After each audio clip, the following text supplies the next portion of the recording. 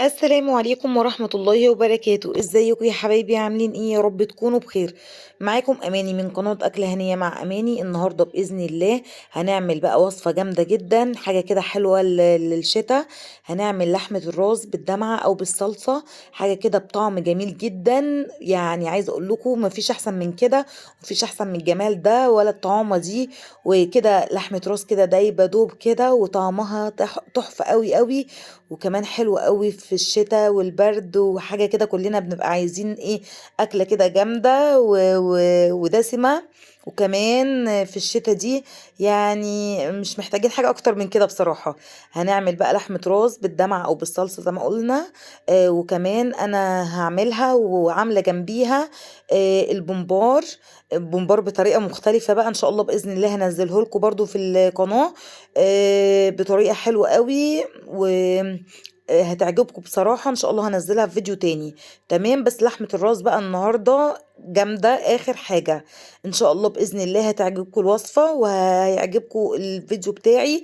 بس ما تنسوش تعملوا اللايك والاشتراك وفعلوا تنبيهات الجرس لو انتوا لسه مش مشتركين معايا في القناة. وكمان تعليق بقى كده حلو من عندكم، يعني اتمنى يعجبكم الفيديو. تعالوا بقى نقول اول حاجة معانا لحمة الراس زي ما انتم ما شايفين. اهم حاجة لو فيها اي شعراية او اي حاجة تنضفيها جدا من الدم لو فيها اي حاجة. وكمان تسيبيها في مية ومعصور عليها كمان ليمون كده، وتسيبيها شوية لو فيها اي دموية كده تنزل. وعايزة اقول لكم اللحمة حلوة قوي معايا، يعني فيها ازداغ على فيها لحمة حمراء. فانا بصراحة بحب الكوكتيل ده، يعني بتبقى ازداغ على لحمة حمراء تبقى فعلا حلوة، وهو ده المطلوب بصراحة. تعالوا بقى نشوف هنعمل ايه. اول حاجه معانا حله على النار وبتغلي زي ما انتم ما شايفين كده. اهم حاجه تغلي قوي، ما ننزلش فيها اللحمه الا لما تكون بتغلي قوي. تمام، وهنزل بقى بقطع اللحمه عندي في الميه المغليه. وكمان هنعمل فيها نبهرها ونظبطها ونروق عليها ونخليها زي الفل، ما هيبقاش فيه احسن من كده. تمام زي ما انتوا شايفين، انا بنزل قطعة قطعة في المية. وهسيبها اغطي عليها شوية بس تغلي كده شوية غلوتين. عندك اختيار، يعني يا اما تكبي المية دي وتضيفي مية غيرها مية مغلية، يا اما تشيلي الريم بتاعها وما هيبقاش فيها اي حاجة. انا بصراحة شلت الريم وفي الاخر النتيجة هتبقى ممتازة. لكن لو انتي مش حابة كده، لا تقدري تفضي المية على طول، ومية مغلية كده تروحي ضيفاها عليها. بس انا شايفه مش مستاهله قوي، بقيت اشيل في الريم كده شويه شويه لحد ما بقاش في اي ريم خالص. والشوربه معايا تبقى زي الفل زي ما انتوا شايفين. هسيبها بقى ونظبط الدنيا مع بعضينا. هضيف بصل مقطع رباع وطماطم زي ما انتوا شايفين. ومش هننسى ورق اللورو، وبيقولوا عليه ورق غار كمان. وهقلب كده كل الكلام ده مع بعضيه، وهي كده بتستوي بقى بقلب فيها شوية وبسيبها بقى براحتها خالص تستوي. كده بقى بعد ما استوت معايا خلاص باينة عليها بقى، خلاص زبدت كده وزي ما انتوا شايفين فعلا تحفة. والشوربة معانا رايقة وجميلة جدا وحلوة قوي، يعني نقدر نشرب احلى شوربة لحمة راس. بتبقى حلوة قوي قوي، وتدفي بقى في الشتاء اللي احنا فيها دي. تبقى جميلة، مش هتبقى ناقصها غير ملح وفلفل اسود وخلاص. بس انا ما ضفتش ملح وفلفل اسود لان انا هعملها ايه بالدمعة.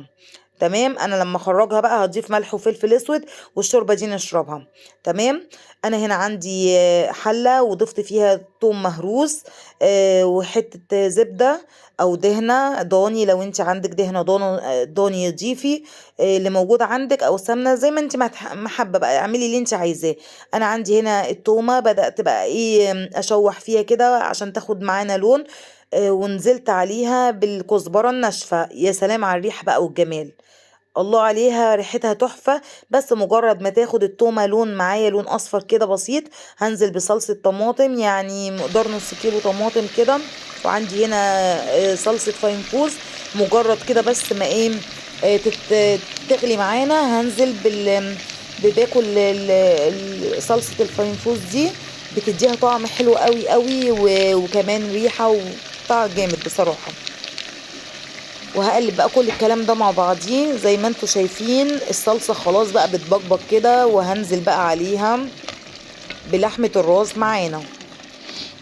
الريحة جميلة جدا والطعم كمان أجمل وأجمل. نزلت عليها بلحمة الراس والكمية اللي عندي، وضفت كمان الحبهان، كمان بيدي ريحة حلوة قوي قوي. دايما لما بضيف حبهان لو مش عندي مفروم أنا بضيفه، بفتحه كده من البذور بتاعته عشان ينزل البذور السودا دي، بيدي ريحة حلوة قوي زي ما انتوا شايفين.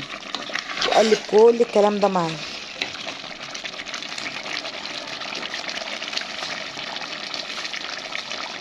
ايه رأيكم بقى في الجمال ده؟ بجد يعني تحفة قوي. هضيف هنا كمون وهقلب زي الفل. يعني لحمة الراس بتاخد طعم جميل جدا ودايبة كده دوب في الصلصة بتاعتنا. بجد مفيش احلى من كده ولا اجمل من كده.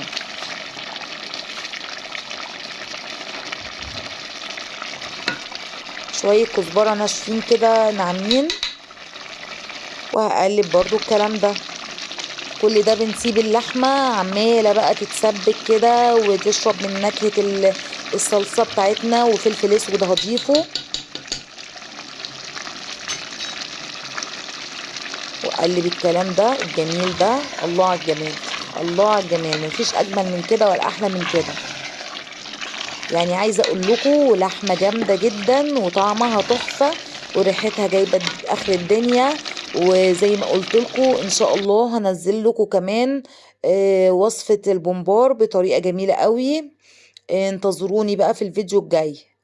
شايفين اللحمة عاملة ازاي؟ والصوص بقى ده يتاكل بعيش، مش محتاج اصلا حاجة. تقدري تعملي جنبيه شوية رز ابيض، او تقدري تاكليهم تاكليه بعيش كده. يعني عايزة اقول لكم دايبة دايبة دايبة، والطعم حكاية. مفيش اجمل من كده ولا احسن من كده. يعني اللحمة حلوة قوي ودايبة وشاربة من الصلصة والطعم جامد. يا رب يكون الفيديو عجبكم، وكمان تنفذوا الفيديو بتاعنا. وكمان ما تنسوش كمان تستنوني في البومبار الجميل ده اللي هنزله معاكم. بجد ان شاء الله هيعجبكم برضو. الطريقة دي حلوة قوي. يا رب يكون الفيديو عجبكم، وتعملوا لي بقى اشتراك وتفعيل الجرس للكل ولايك وكومنت حلو من عندكم. بألف هنا يا أمارات.